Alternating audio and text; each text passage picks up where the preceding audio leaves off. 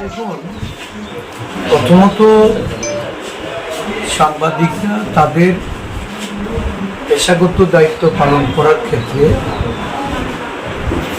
নানা কর্মসূচিতে তারা যান এবং সংবাদ সংগ্রহ করে সেগুলি সারা রাজ্যের মানুষের কাছে তারা পরিবেশনা করে।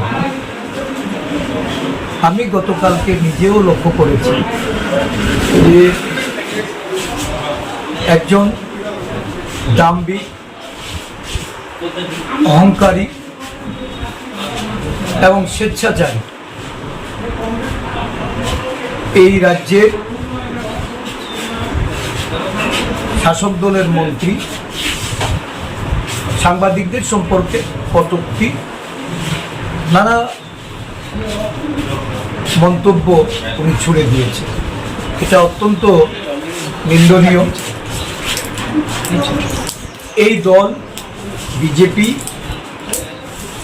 তারা ভারতবর্ষের গণতন্ত্র মানে না। গণতান্ত্রিক স্তম্ভগুলিকে তারা পদদলিত করে, নিজেদের কুক্ষিগত করে এই দেশটাকে তারা শাসন করতে চায়।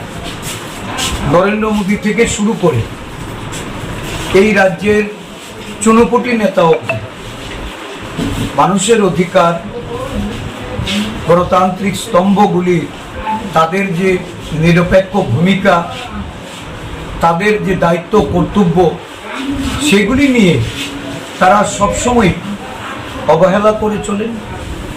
নানাভাবে সেইগুলিকে কুক্ষিগত করে, পদদলিত করে এই দেশটাকে তারা শাসন করতে চায়, রাজ্যটাকে শাসন করতে চায়।